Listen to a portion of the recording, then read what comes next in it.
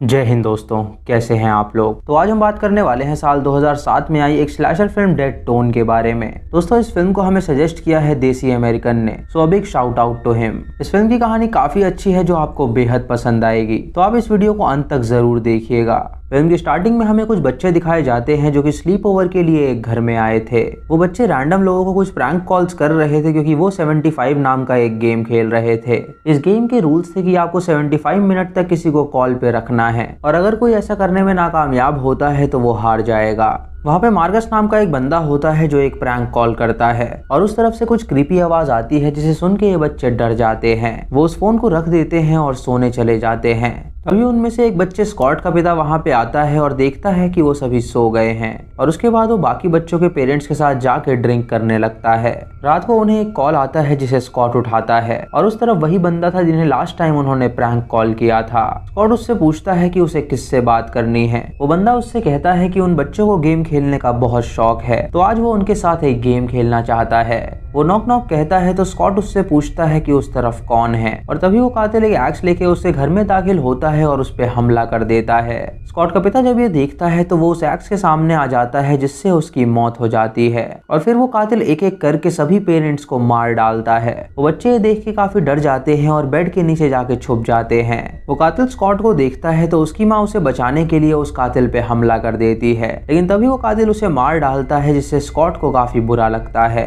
तभी वहाँ पे पुलिस आ जाती है तो वो कातिल वहाँ से भाग निकलता है। डिटेक्टिव जॉन को वो केस दिया जाता है और वो अपनी टीम के साथ वहाँ पे आके छानबीन करता है, लेकिन उसे उस कातिल का कोई भी पता नहीं चल पाता। फिर हमें 10 साल बाद की कहानी दिखाई जाती है जहाँ चक नाम का बंदा अपने घर में रंगीन मूवीज देख के एंजॉय कर रहा था। तभी चक को कॉल आता है और कोई उससे कहता है कि वो उस पे नजर रख रहा है और बहुत जल्द वो उसे जान से मार डालेगा। ये सुन के चक काफी डर जाता है और वो खिड़की के बाहर देखता है, लेकिन वहाँ पे कोई भी नहीं होता। चक उस बंदे से पूछता है कि आखिर वो कौन है और वो क्या चाहता है, तो तभी वो बंदा कहता है कि ये एक प्रैंक कॉल था। और फिर हम मार्कस और उसके दोस्तों को देखते हैं जो कि अब बड़े हो गए थे और वही लोग अपनी पार्टी में ये प्रैंक कॉल कर रहे थे। मार्कस सभी से पैसे लेता है क्योंकि वो ये गेम जीत गया था। इधर चक जब अकेला होता है तो उसे अपने घर के अंदर से कुछ आवाज आती है। ये सुन के वो काफी डर जाता है, लेकिन वो उसे नजरअंदाज कर देता है। जब उसे फिर से आवाज आती है तो चक पीछे मुड़ के देखता है और वो अपने सामने एक कातिल को पाता है जो एक एक्स से उस पे हमला कर देता है जिससे उसकी मौत हो जाती है। अगली सुबह हम करीना नाम की लड़की को देखते हैं जो कि एक कॉलेज स्टूडेंट थी और वो मार्कस और उसके साथियों की बहुत अच्छी दोस्त थी। तभी करीना का एक्स ब्रैंडन उसके पास आता है और उसे मनाने की कोशिश करता है क्योंकि उसने एक लड़की के साथ मेकआउट किया था और करीना ने उसे पकड़ लिया था। वो करीना से माफी मांगता है और उससे कहता है कि ऐसी गलती उससे दोबारा नहीं होगी। तभी करीना के 3 दोस्त जोडी, शॉन और रॉक्सी वहाँ पे आते हैं और उसे वहाँ से जाने के लिए कहते हैं। ब्रैंडन करीना को बताता है कि वो अपने पिता के मैंशन में एक पार्टी रख रहा है जहाँ पे उसके कई सारे दोस्त आएंगे, तो वो चाहता है कि वो भी वहाँ पे आए। तभी करीना के बाकी दोस्त स्कॉट, मार्कस और करीन भी वहाँ पे आ जाते हैं जो ब्रैंडन को देख के उसका मजाक उड़ाते हैं क्योंकि उसने करीना को धोखा दिया था। करीना ब्रैंडन से कहती है कि अगर वो चाहता है कि वो उसकी पार्टी में आए तो वो उसके दोस्तों को भी इनवाइट करे। ब्रैंडन ये सुन के उन्हें इनवाइट करता है और वो सभी वहाँ जाने के लिए तैयार हो जाते हैं। तभी हम देखते हैं कि उन सब पे कोई नजर रख रहा है। फिर हमें ऑफिसर जॉन दिखाया जाता है जो कि 10 साल पहले उनके माता पिता के केस पे काम कर रहा था। उस केस में कातिल का कोई भी सबूत नहीं मिल पाया था, इसीलिए उन लोगों ने उस केस को बंद कर दिया था, लेकिन जॉन अकेले ही उस केस पे लगा हुआ था और उसका मानना था कि वो इस केस को सॉल्व कर सकता है। वो अपने चीफ के पास उस केस की फाइल लेके जाता है और उससे कहता है कि वो इस केस को दोबारा स्टार्ट करना चाहता है क्योंकि हाल ही में चक नाम के लड़के की मौत हुई है जो कि एक ट्रक ड्राइवर था और 10 साल पहले उसके पेरेंट्स को भी उस कातिल ने मार दिया था। उसका ये मानना है कि जरूर इन दोनों कत्लों के बारे में कुछ लिंक है और जो भी बच्चे इसमें शामिल थे उनकी जान खतरे में हो सकती है।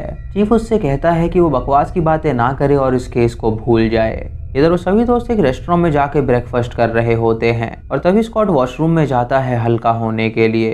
तभी वहाँ पे हुडी पहना एक कातिल आता है जिसके हाथ में एक चाकू था। वो स्कॉट को मारने के लिए उस पे हमला करने जाता है, लेकिन तभी मार्कस वॉशरूम में आ जाता है जिसे देख के वो बंदा वहाँ से भाग निकलता है। उसके बाद ये सभी पार्टी में जाने के लिए तैयार हो जाते हैं और ब्रैंडन इन्हें पिक करने के लिए अपनी गाड़ी में आता है। स्कॉट घर में कुछ भूल जाता है तो वो घर के अंदर जाता है सामान लेने के लिए, और जब वो बाहर आता है तो वो लोग देखते हैं कि उसने अपने कपड़े बदले हुए हैं। इधर जॉन अपनी पार्टनर एन को उस केस के बारे में बताता है और उससे कहता है कि क्यों ना वो मिलके इस केस को सॉल्व करें।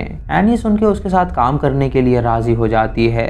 इधर वो सभी लोग एक गैस स्टेशन पे पहुंचते हैं गाड़ी में गैस भरवाने के लिए। वो सभी जब काउंटर पे जाते हैं तो वहाँ पे उन्हें एक क्रीपी ओल्ड मैन दिखता है। रॉक्सी उससे कहती है कि उसे वॉशरूम जाना है तो वो उसकी चाबी उसे दे दे, और वो क्रीपी मैन उसे चाबी देता है जिसके नीचे उसने जानवर की लाश को टांगा हुआ था। रॉक्सी के पास कोई चारा नहीं होता, इसीलिए वो उस चाबी को लेके वॉशरूम में जाती है और देखती है कि वो वॉशरूम बहुत ही गंदा है।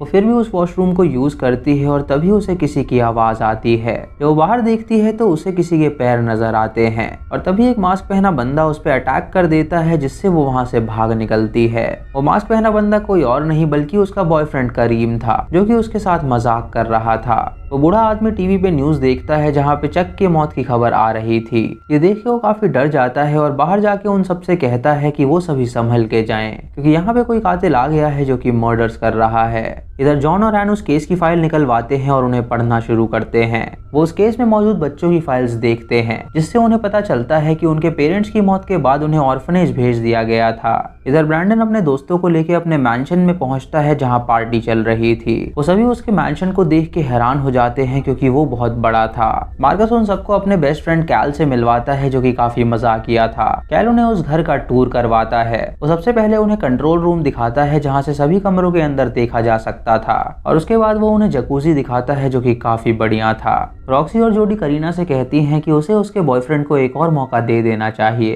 तो करीना उनसे कहती है कि वो इस बारे में सोच के बताएगी। इधर डिटेक्टिव जॉन और एन जूली नाम की लड़की के पते पे पहुंचते हैं, क्योंकि वो भी चक की तरह उस मैसेकर की एक सर्वाइविंग विक्टिम थी। उन दोनों को वहाँ पे जूली और उसके बॉयफ्रेंड की लाश मिलती है, जिसे देख के वो काफी हैरान हो जाते हैं। इससे उन्हें पता चलता है कि वो कातिल एक एक करके उन सभी बच्चों को मार रहा है जो कि 10 साल पहले उस घर में मौजूद थे। डिटेक्टिव कहता है कि उन सब में से एक मेंटल हॉस्पिटल में है और बाकी सारे बच्चे एक कॉलेज में हैं, तो उन्हें उन तक पहुंचना होगा। इधर वो सभी पार्टी एंजॉय करके गेम्स खेल रहे होते हैं। तभी मार्कस उन सबको 75 गेम के बारे में बताता है। वो उनसे कहता है कि वो किसी को भी रैंडम कॉल करेंगे और उन्हें सामने वाले को 75 सेकंड्स तक कॉल पे रखना होगा। जो ये करने में नाकामयाब होगा वो ये गेम हार जाएगा। वो सभी एक एक करके दूसरों को प्रैंक कॉल करते हैं, जिससे उन्हें काफी मजा आता है। तभी स्कॉट वहाँ पे आता है और मार्कस से कहता है कि वो भी एक कॉल करना चाहता है। वो एक कॉल करता है और एक बंदे को डराने की कोशिश करता है, लेकिन वो बंदा उससे कहता है कि उसने बिल्कुल सही टाइम पे कॉल किया है। वो अभी एक लड़की को टॉर्चर कर रहा है और वो उन्हें उसकी आवाज भी सुनाता है। ये सुन के वो सभी लोग डर जाते हैं और करीना कॉल को काट देती है। करीम स्कॉट से पूछता है कि क्या उसने कॉल मिलाने से पहले *67 डायल किया था, तो स्कॉट उससे कहता है कि उसने वो डायल किया था ताकि जो कोई भी उस तरफ है वो उसे फोन ना कर पाए।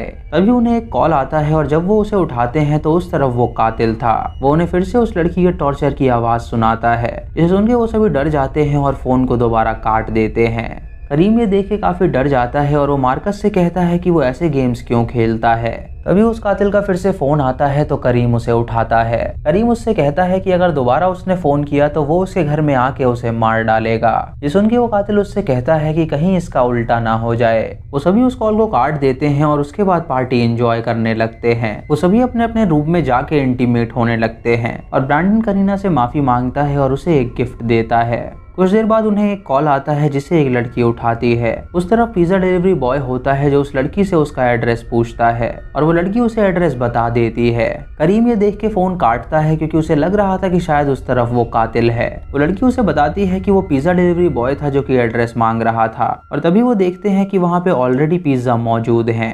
ये देख के करीम और मार्कस हैरान हो जाते हैं और समझ जाते हैं कि उस तरफ कातिल ही था, जिन्हें उनका एड्रेस पता चल गया है और वो उन्हें मारने के लिए आ रहा है। इधर जॉन और एक और लड़के घर के बाहर पहुंचते हैं जहां पे पुलिस ऑलरेडी मौजूद थी और उस लड़के की मौत हो गई थी। इधर उस घर में दो कपल बैठ के नीचे बात कर रहे होते हैं और तभी उनकी डोरबेल बजती है तो एक लड़की उस दरवाजे को खोलने जाती है। दूसरी लड़की को उसकी चिंता होने लगती है तो वो भी उसके पीछे जाती है।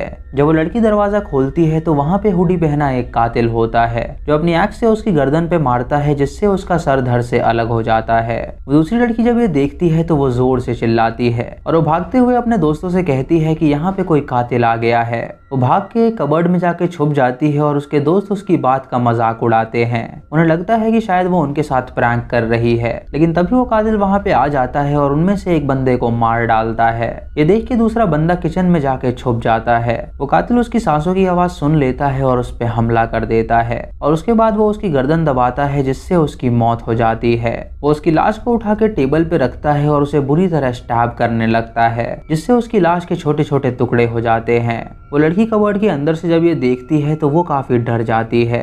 तभी उस कातिल को कबर्ड की आवाज आती है तो वो सभी कबर्ड्स को तोड़ने लगता है, लेकिन तभी उसकी नजर बाहर जकूजी में पड़ती है जहाँ पे दो लोग मेकआउट कर रहे थे। ये देख के वो उन्हें मारने के लिए जाना चाहता है, लेकिन तभी उसे उस कबर्ड के अंदर से उस लड़की की आवाज आ जाती है। वो अपनी एक्स से उस कबर्ड को तोड़ देता है, जिससे उस लड़की को काफी चोटें लगती हैं और उस लड़की की लाश उस कबर्ड से बाहर निकलती है, जो कि बुरी तरह कटी हुई थी।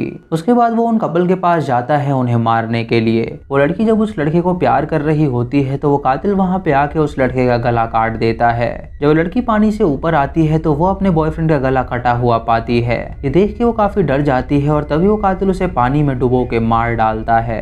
तभी करीम को बाहर से कुछ आवाज आती है तो वो खिड़की के रास्ते बाहर देखता है, जहाँ पे वो उस लड़की की लाश को देख के हैरान हो जाता है। वो रॉक्सी से कहता है कि जरूर वो कातिल यहाँ पे आ चुका है। जब रॉक्सी खुद बाहर देखती है तो वहाँ पे उस लड़की की लाश नहीं होती। वो रॉक्सी से कहता है कि वो अपना सामान पैक करे, वो सभी यहाँ से जल्द निकल लेंगे। उसके बाद वो दोनों मार्कस के पास जाते हैं और करीम उसे सारी बात बताता है। मार्कस उस पर यकीन कर लेता है और उससे कहता है कि वो सभी क्रू को इकट्ठा करते हैं और उसके बाद वो सभी एक साथ यहाँ से निकल जाएंगे।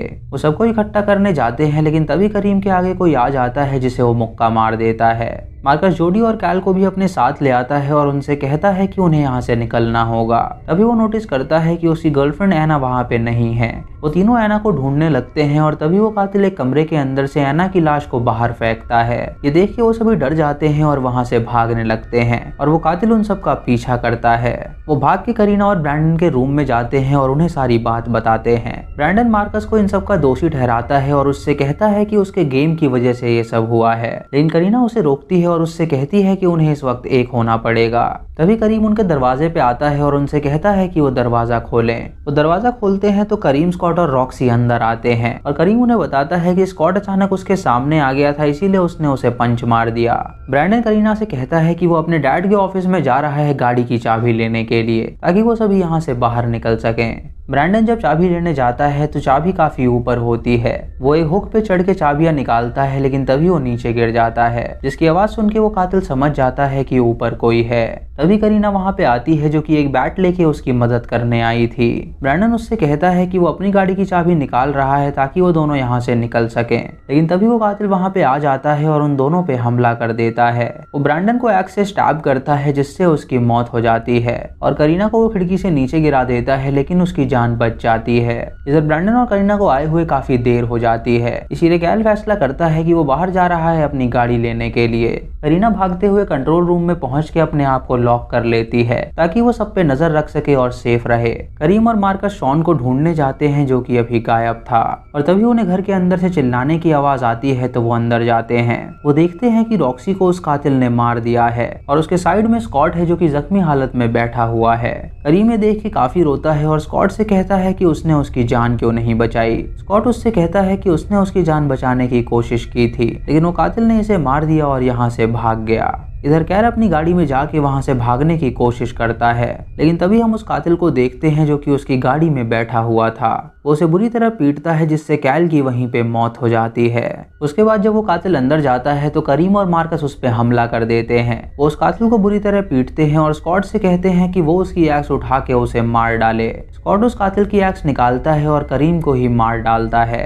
ये देख के मार्कस उस पे गुस्सा करता है और उससे पूछता है कि ये उसने क्या किया। तो स्कॉट उससे कहता है कि उसने वही किया जो कि सही था। वो मार्कस पे भी हमला करता है, लेकिन मार्कस वहां से भाग निकलता है और उसके बाद स्कॉट उस कातिल को उठाता है और हमें पता चलता है कि वो दोनों मिले हुए हैं। इधर शॉन जब अपना फोन देखता है तो उसे अपने दोस्तों के मैसेज मिलते हैं कि यहाँ पे खतरा है। मार्कस भी भागते हुए कंट्रोल रूम में आ जाता है और करीना उसे बताती है कि जोडी भी मर चुकी है। मार्कस जोडी को बताता है कि उस कातिल के साथ स्कॉट भी मिला हुआ है और तभी वो शॉन को देखते हैं, जो कि उन्हें ढूंढने के लिए घर में आया था। स्कॉट शॉन को स्टैब कर देता है, जिससे उसकी मौत हो जाती है और उसके बाद वो कंट्रोल रूम में आता है उन दोनों से बात करने के लिए। स्कॉट उन्हें बताता है कि मार्कस के गेम की वजह से 10 साल पहले उसने अपने माता पिता को खो दिया था और इसी बात का वो बदला उन सबसे लेना चाहता था। मार्कस याद करता है कि स्कॉट का एक ट्विन था जो कि काफी वॉयलेंट था और वो जो उनके सामने खड़ा है वो स्कॉट नहीं बल्कि उसका भाई है।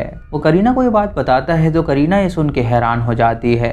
वो लड़का स्कॉट से कहता है कि वो बिल्कुल सही है, उसके गेम की वजह से उसके माता पिता मरे और उसके बाद उसे मेंटल हॉस्पिटल में भेज दिया गया।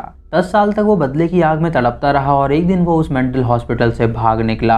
उसने अपने भाई स्कॉट और सभी लोगों को मार डाला है और अब सिर्फ वो दोनों जिंदा हैं जिन्हें वो जल्द ही मारेगा। तभी वहाँ पे वो कातिल दाखिल होता है तो स्कॉट उन्हें उसका चेहरा दिखाता है। वो उनसे कहता है कि ये उसका दोस्त है जो उसे मेंटल इंस्टीट्यूशन में मिला था और वो उसके प्लान में उसका साथ दे रहा था। उसका काम अब खत्म हो चुका है तो उसे यहाँ से जाना होगा। वो उसकी आंख में स्टैब कर देता है जिससे वो कातिल बेहोश हो जाता है। उसके बाद वो उन दोनों पे हमला करके उनसे लड़ने लगता है और मार्कस उस कातिल का एक्स उठा के उसे मारने जाता है और तभी वो दोनों डिटेक्टिव्स वहां पे आ जाते हैं जो कि मार्कस को कातिल समझ के उसे शूट कर देते हैं। स्कॉट का भाई अब भी जिंदा था और उसने करीना को मार डाला था। जॉन और एन उसके पास आके बैठते हैं और उससे कहते हैं कि वो चिंता ना करे, वो उसे हॉस्पिटल ले जाएंगे और तभी हम उनके पीछे उस कातिल को देखते हैं जो कि अभी जिंदा था। वो खड़ा होकर उन्हें मार डालता है और इसी के साथ ये मूवी यहीं पे खत्म हो जाती है। तो दोस्तों ये थी इस फिल्म की कहानी जो कि काफी बढ़िया थी। इस फिल्म का कॉन्सेप्ट काफी अलग था और एंड में एक ट्विस्ट भी था। आपको ये ट्विस्ट कैसा लगा आप हमें कमेंट सेक्शन में जरूर बताएं। दोस्तों आजकल जो स्लैशर फिल्म्स बन रही हैं वो स्लैशर के नाम पे न जाने क्या है। उनकी ना तो स्टोरी अच्छी होती है और ना ही उसमें स्लैशर सीन्स दिखाए जाते हैं। आप लोगों को बेस्ट स्लैशर मूवी 1990s और 2000s में मिलेंगी जिनका कोई भी मुकाबला नहीं कर सकता। इस फिल्म में ऐसे कई सारे ब्रूटल सीन्स हैं और इसकी कहानी भी अच्छी है जो कि आपको मूवी के आखिरी तक बनाए रखती है। दोस्तों अगर आप कोई अच्छी स्लैशर मूवी सजेस्ट करना चाहते हैं तो आप कमेंट सेक्शन में हमें बता सकते हैं। अगर आपको ये वीडियो पसंद आई हो तो आप चैनल को सब्सक्राइब करें और बेल आइकॉन दबाएं नोटिफिकेशंस के लिए, और मूवी लिंक्स के लिए आप हमें टेलीग्राम पे फॉलो कर सकते हैं। दोस्तों वीडियो को लाइक और शेयर करना बिल्कुल मत भूलिएगा। तो मैं मिलता हूँ आपको अगली वीडियो में, तब तक के लिए जय हिंद।